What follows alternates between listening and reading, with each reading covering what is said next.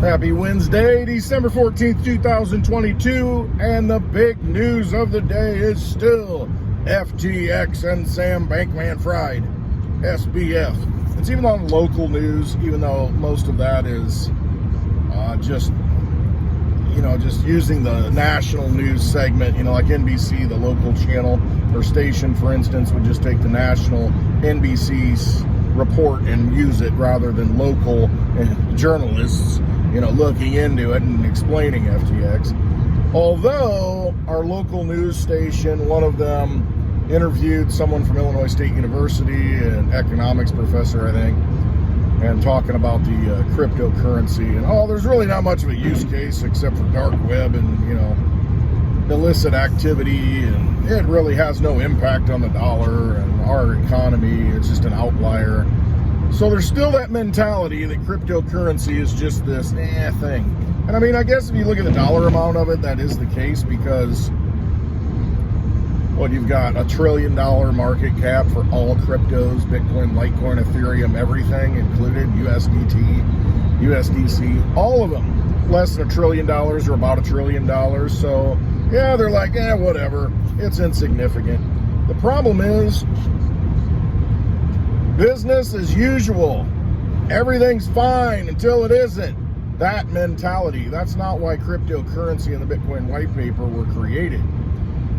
It was created to disrupt in a way that you now have a choice, a weapon to opt out of the system, quit using their money, and hold a store of value. And if you look at what's happened since the inception of Bitcoin on January 3rd, 2009, at zero, it's now worth almost $18,000 per Bitcoin. Litecoin, same way. It's worth about $78 per Litecoin. October 13th, 2011, it was zero.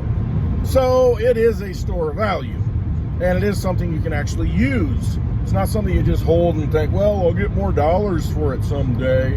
No, it's something that hopefully you can use every day with as many people as possible. And that's the goal here, to use it as a different form of money, a better form of money that can't be inflated away. So anyway, it's just, I don't know. You've got a professor in a college that charges $26,000 a year for a resident of Illinois, and this is the kind of garbage and drivel that you get. But they're part of the establishment, and that's just it. Part of the establishment.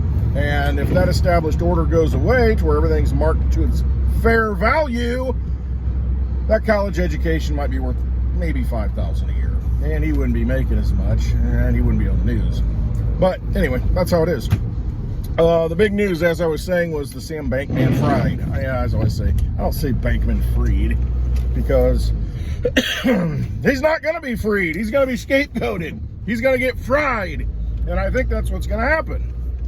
I'm just watching, trying to figure out what the spin is, the narrative that they're trying to push out on the network news, on the local news, on all the news channels. And it's mostly, he stole customer funds. And then I hear this, he was a very, very odd, eccentric, but intelligent person, to be able to put all this together, his mastermind.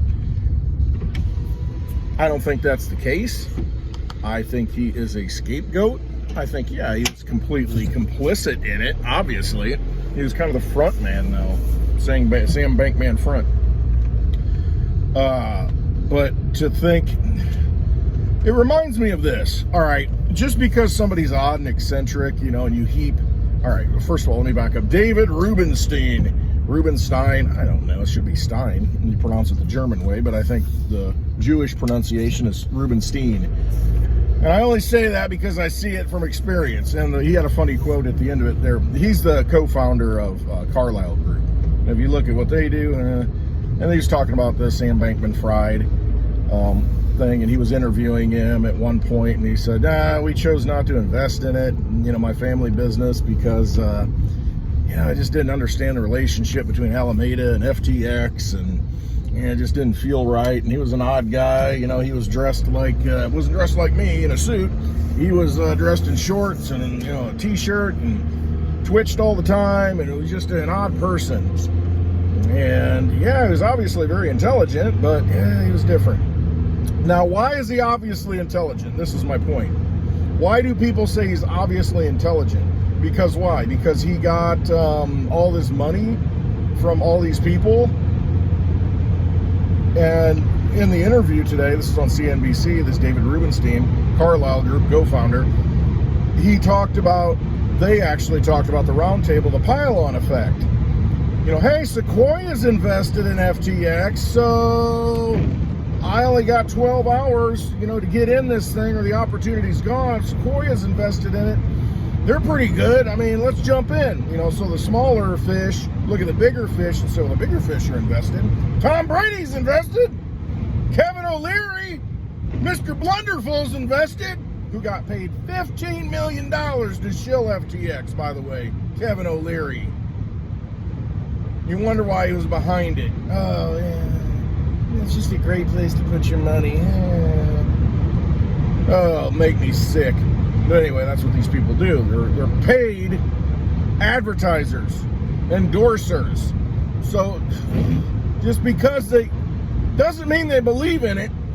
They're just getting paid to talk smack. That's all it is. So anyway, back to this David Rubenstein thing. And why do you think this Sam Bankman-Fried did so well?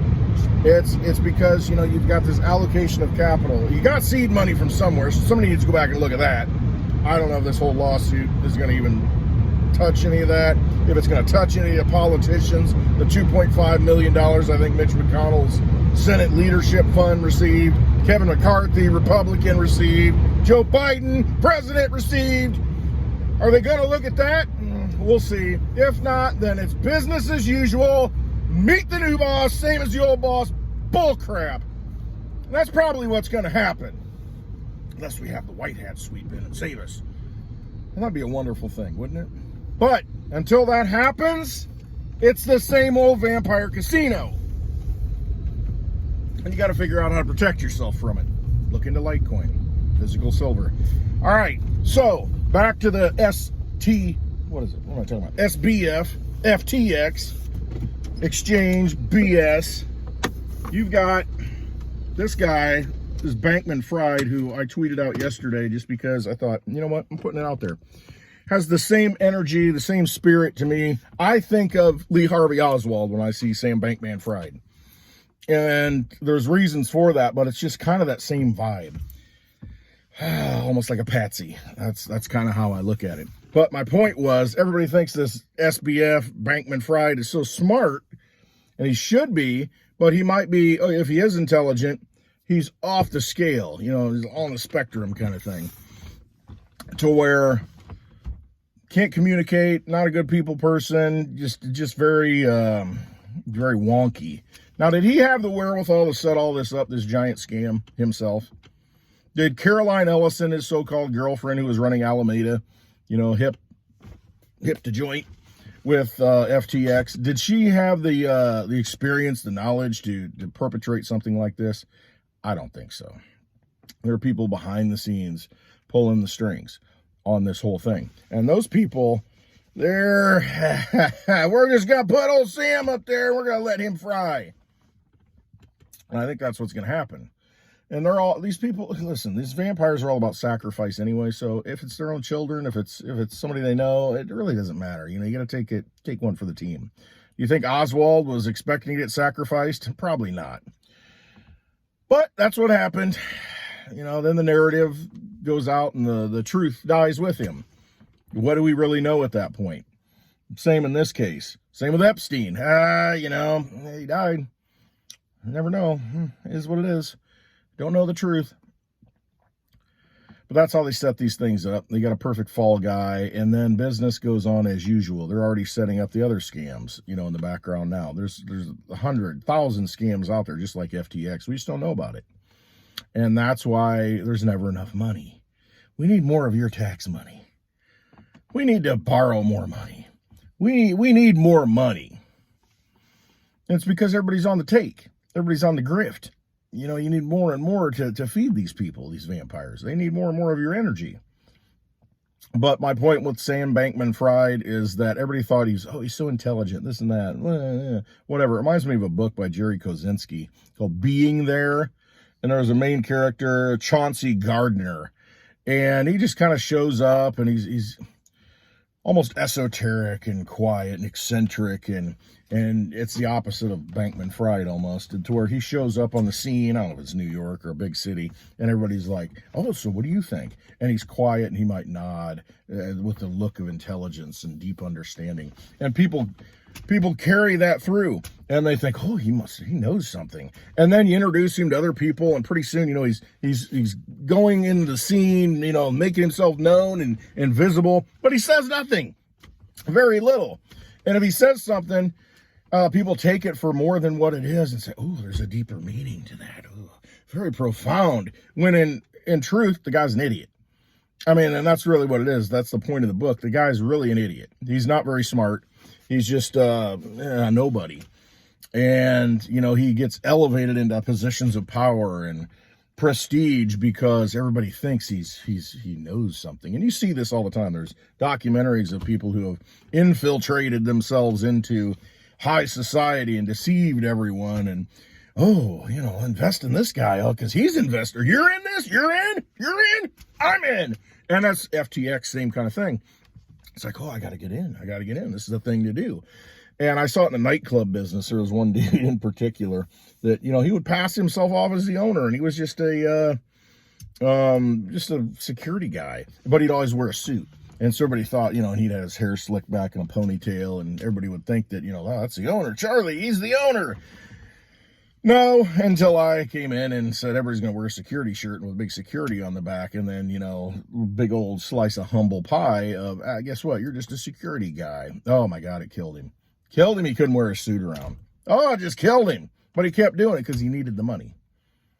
But, people come out with these pretenses that there's something that they're not.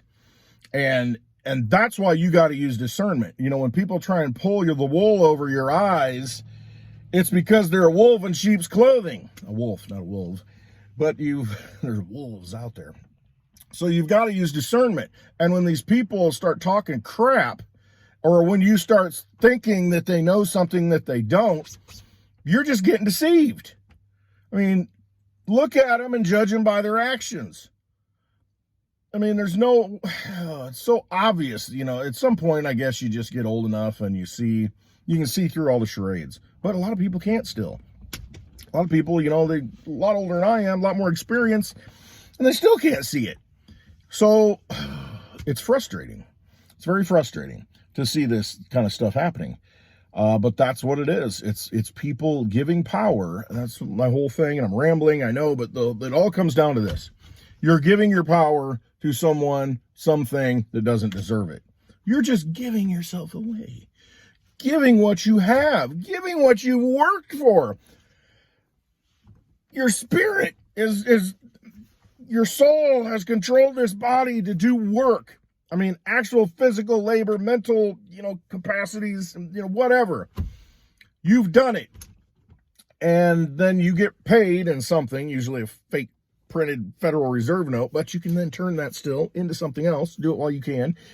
You can turn it into other forms of money or currency or tangible items, and you decide to put it into an FTX exchange and let a clown like Sam Bankman-Fried with no history, and if you looked at the history of his parents, you'd start thinking, and Caroline Ellison's parents, the Alameda CEO, and you'd start thinking, wait a minute, I don't know if I trust these people. They kind of seem like they might be in the vampire clique.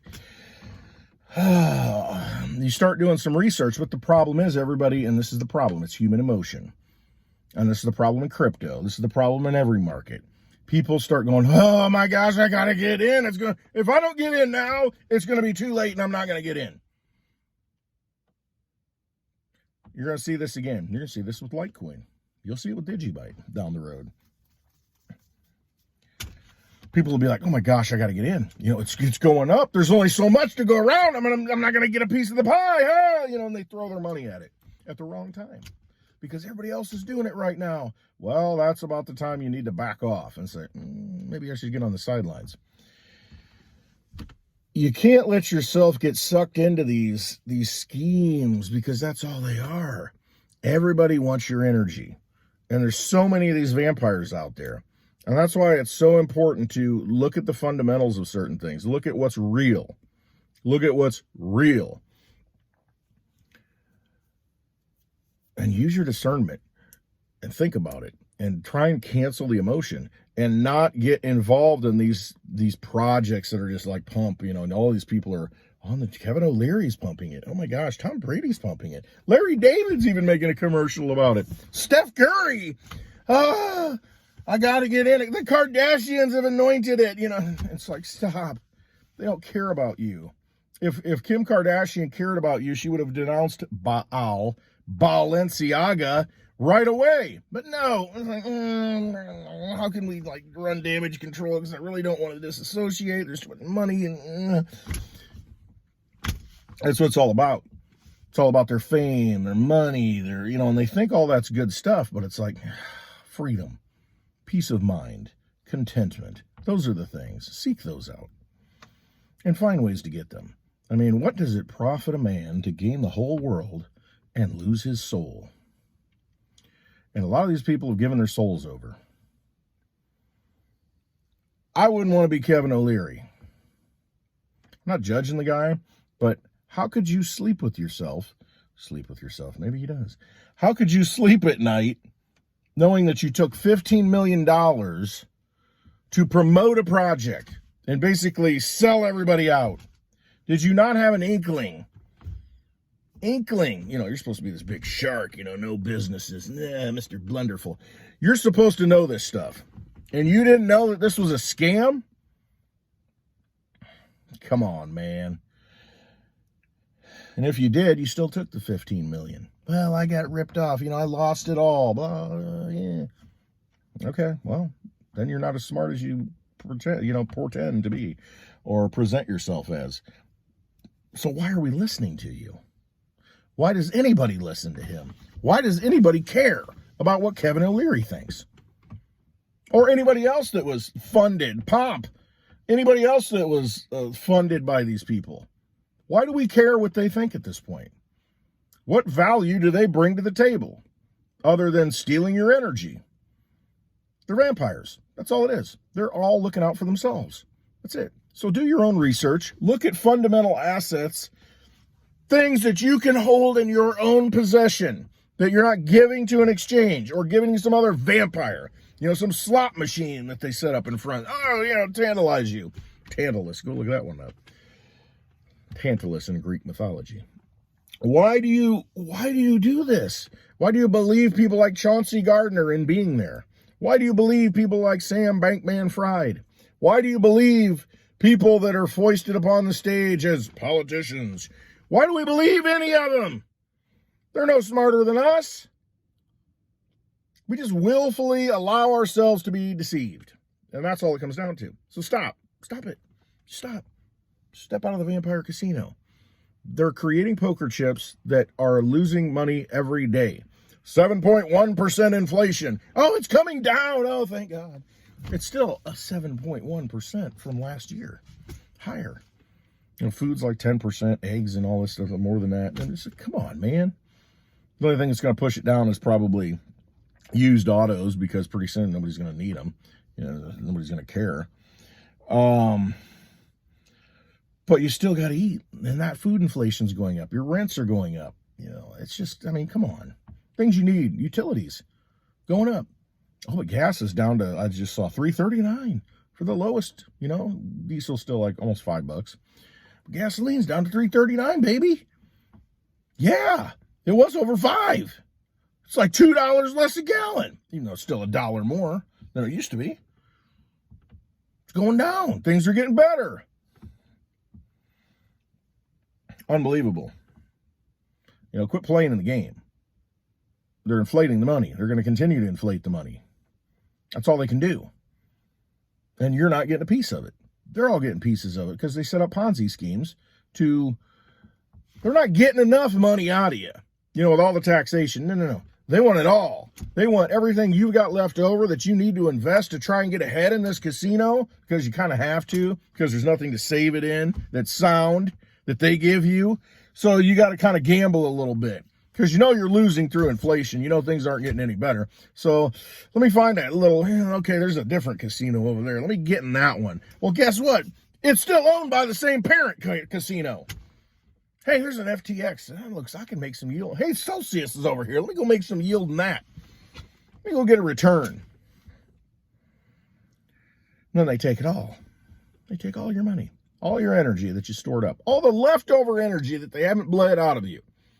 You go put it in a casino. Instead of just going out and saying, you know what, I'm going to dollar cost average into, one Litecoin a month or one Litecoin a week. How good would that be? If you can spare $80 a week right now, you can get one Litecoin a week. You can get paid in Litecoin, a certain percentage of your paycheck if you want to. If you go to GetHedge.io, I got a link below. Actually, I got a referral link. I don't know if I get anything out of it, but it doesn't matter. There's a link below. I leave in there in every video because I know who runs it and I know he's good. Well, the guys who run it, I should say. But you can get paid in crypto. So you get a paycheck.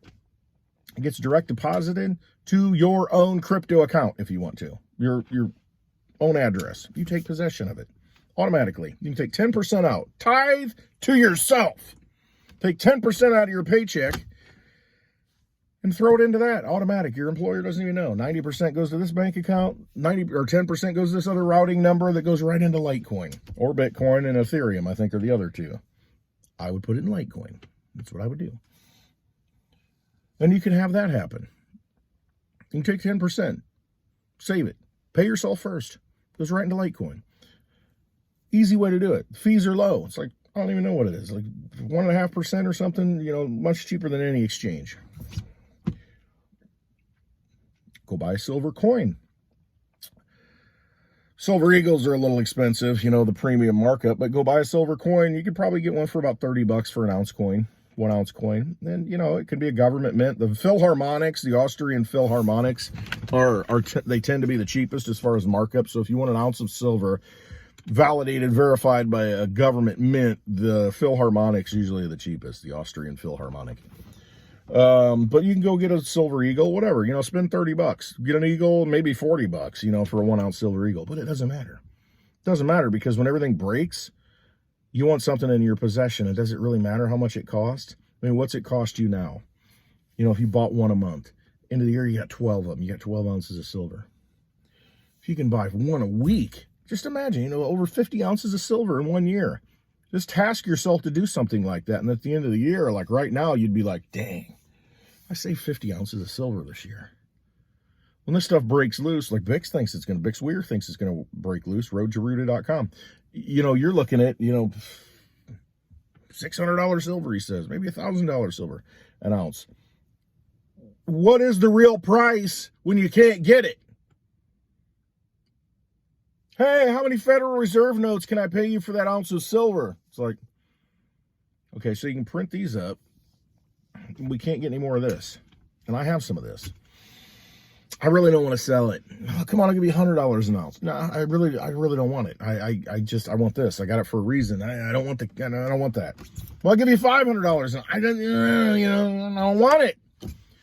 How about $1,000? It's like, then what am I going to buy with it? What am I going to do with that cash? Can't I even buy anything with it? They're inflating it away.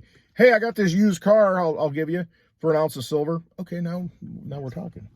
That's something I might be able to use. Hey, there's this standby generator I have, for an ounce of silver. Okay. Now I'm thinking, hey, I got this, an acre of farmland. Can't afford to farm it anymore. Can I get that ounce of silver? You just never know. You hear the stories of, when you're in a depression, what an ounce of gold or a stack of silver can buy. I mean, what's the historical, I guess somebody do this research for me, because I think the University of Iowa at some point did the research on this. Historically, how many ounces of silver does it take to buy 1 acre of farmland?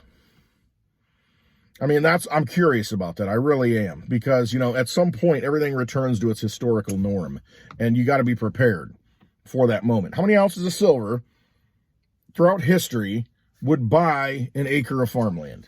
How many ounces of silver would you need? Or a house, an average house, how many ounces of silver? What's the median? What, I shouldn't say that. What's the norm? What's the average throughout history? What should it be? What is the normal ratio? Right now we have ratios that are out of whack. That's why I talk about Litecoin. Right now it's like 200 Litecoin or more. I don't know, like for one Bitcoin. You got one Bitcoin, you get over 200 Litecoin. Oh, it used to be 500. I think over the summer it got that bad. Problem is, it always corrects itself. And, you know, in 2019, before the Litecoin halving, it was like 60 to 1. And the natural ratio is 4 to 1. So at some point, right now, you look at, okay, I got one Bitcoin, gets me 200 ounces, 200 Litecoin. Okay, Litecoin is just going to get stronger between now and June because it's going to have in August the reward, so it's going to get more scarce, so it's going to strengthen. Hey, what if it goes down to 100 to 1? I've doubled my Bitcoin. If that's what you're into, if you're into Bitcoin, take one Bitcoin, get 200 Litecoin, and when the ratio goes 100 to 1, you can take those 200 Litecoin and get 2 Bitcoin back within the next 6 months. Look at things that are undervalued. They will return to their natural ratios. And what if it goes to 4 to 1? What if it goes to 4 to 1, like it probably should be? A 4 to 1 ratio, Bitcoin to Litecoin. Imagine. 200 Litecoin. Does that give you 50 Bitcoin? If you just took one Bitcoin and bought 200 Litecoin today?